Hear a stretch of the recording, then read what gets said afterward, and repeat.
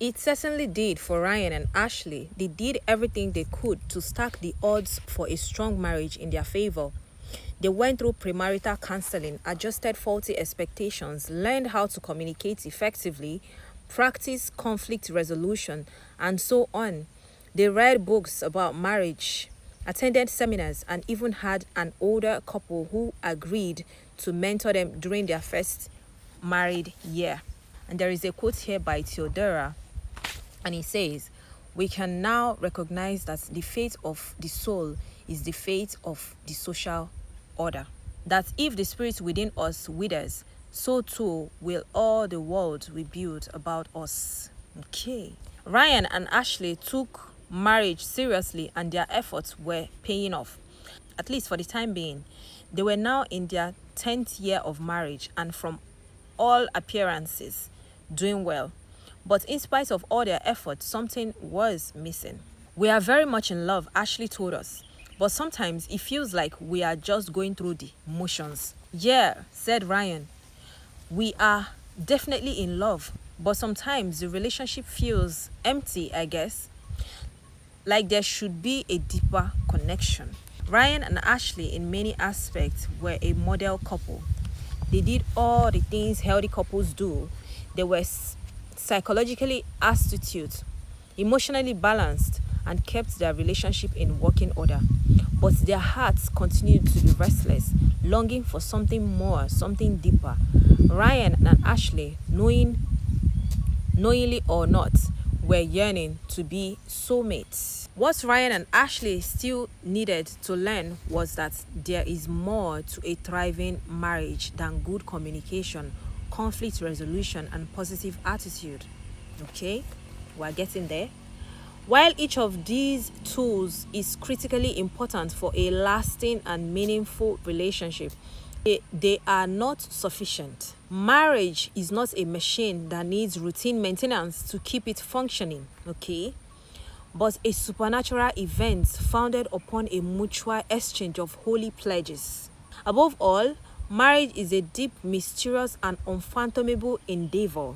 Even happily married couples like Ryan and Ashley eventually discover an innate longing to bond with their lover.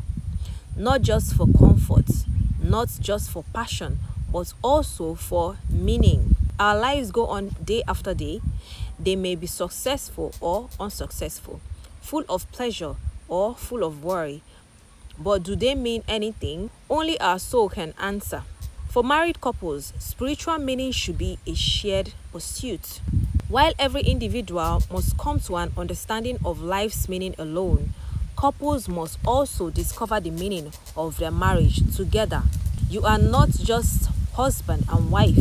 You have given birth to a marriage that is very much like a living being born from you both.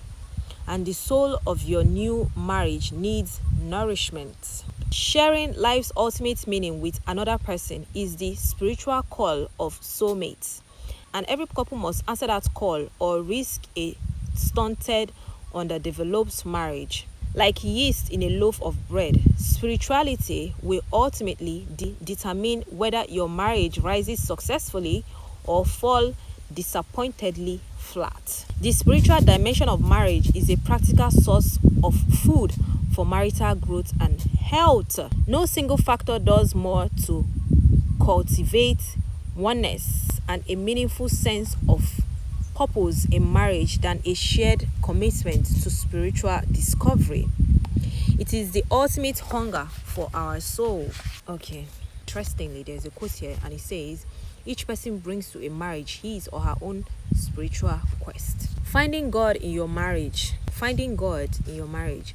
One of the most compelling love stories in our time involves a couple who, in the beginning, lived an ocean apart.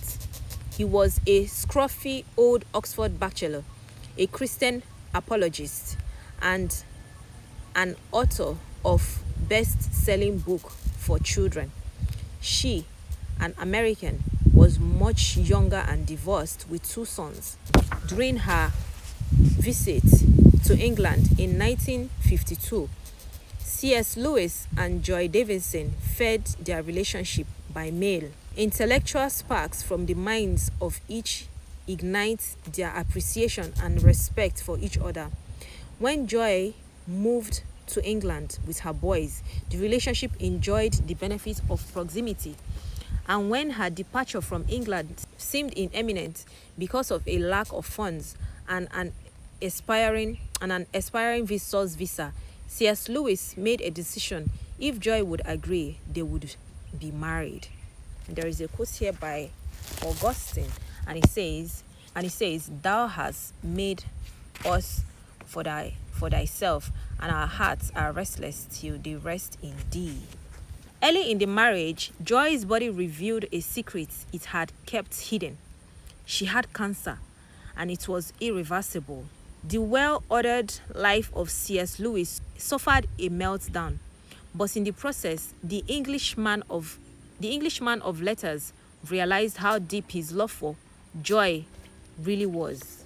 Moving on with their lives, the Lewises sought and received the added blessing of the church on their marriage, which had originally been formalized in a registrar's office. They gave Joy the best treatment available. Then he brought her home, committed to her care.